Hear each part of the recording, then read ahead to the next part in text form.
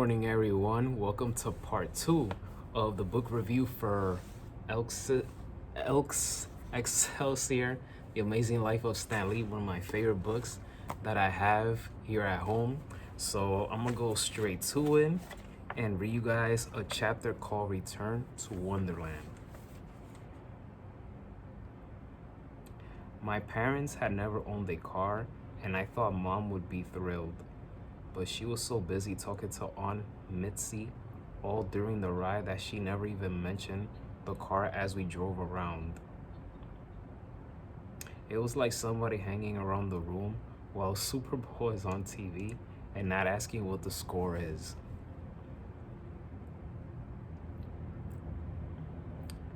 Those were good days for Stan. He had an interesting job, a few bucks in his pocket, a new white sedan, and the city was filled with beautiful single females. Not surprisingly, when Stan would later start creating new superhero characters, they would all have qualities he remembered and possessed in his own life. For one thing, Stan was the quintessential native of the same town where many of his heroes would live, New York City.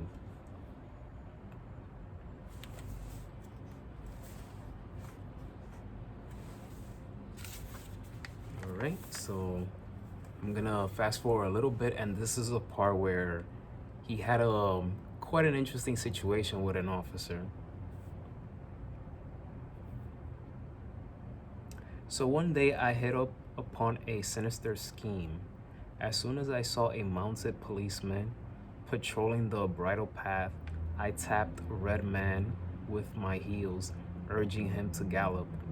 As expected, the cop called out to me, "Hey son, slow down, no galloping." Instead of slowing down, I urged Redman to go even faster while shouting back to the officer at the same time, "I can't stop him. He's running away with me. Help." All the time I was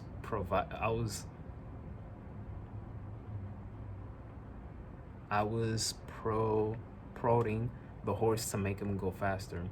The cop yelled back, "Hold on, son. Don't panic. I'll come after you." So he's starting chasing me while we galloped all around the park at top speed, with me yelling, "Hurry, officer, I can't stop him." Finally, we got near to where the stables were, and I reined Redman to a stop.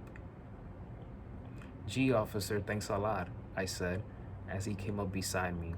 "If you hadn't been following me, I sure would have been scared." "Well, you did very well, son. Lucky you didn't fall off. You've got to be careful. Don't ride such an uncontrollable horse next time. Get a more gentle one." "Yes, sir, I'll be sure to do that.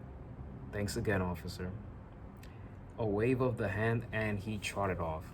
That was one hell of a nice cop. As for me, I had the satisfaction of knowing that even a mounted patrolman horse couldn't catch up to good old Redman.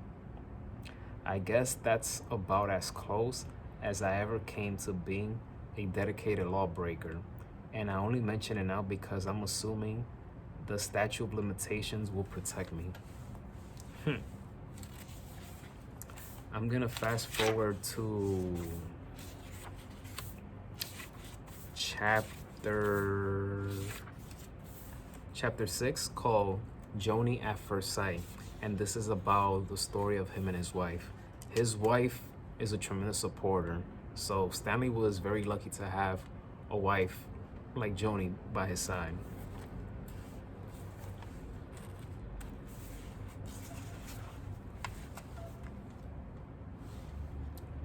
When I met her, I couldn't believe any woman could be so gorgeous. I felt she could have had any man she wanted. In England, there was one fella she liked, but something happened and he married someone else. To spite him, she married the first guy that came along, an American officer, and was married to him for a few days when she realized it was a mistake. She came over to the United States as a war bride and was planning on getting a divorce when I met her. At the time, Joni was a successful model specializing in hats. In those days, women were very into hats, and hat models had to be very loveliest of all because their faces were always in close-ups.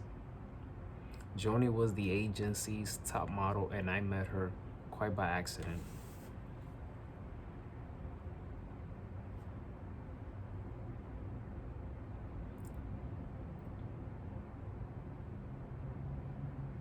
A cousin of mine one day told me about a model he knew, and I thought I might like. I was single just out of the army, and that sounded mighty good to me. He said her name was Betty and gave me the address of the agency where she worked.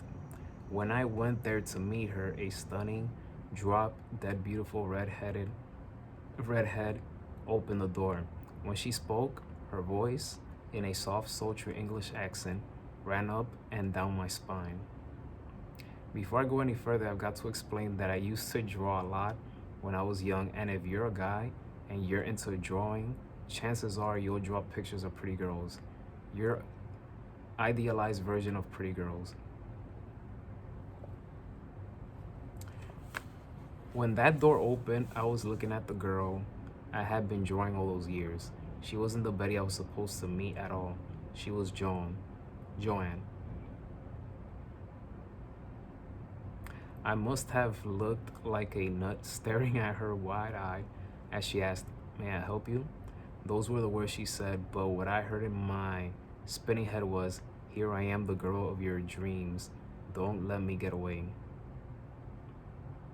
I blurted out something to the effect that I was madly in love with her.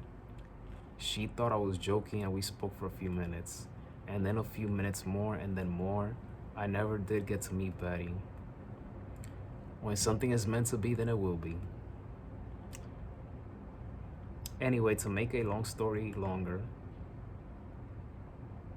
we started dating. Shortly thereafter, I told her I wanted to marry her. She seemed to feel it was a good idea. She was about to get a divorce anyway.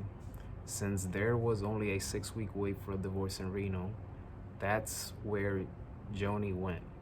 But the story doesn't end there. And I'm gonna continue with this part for next week for a part 3 because there's so much more that I gotta share with you guys about this chapter and other chapters as well. So again, if you guys are interested in buying the book, here it is. Get it on Amazon. I highly recommend it.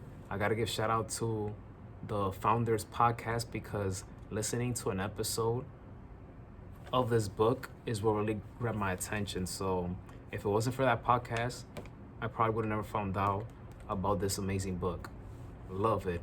This is my second time reading it, and I'm enjoying it. Stanley, like I said, he literally had an amazing life in every way, shape, or form that you can think of.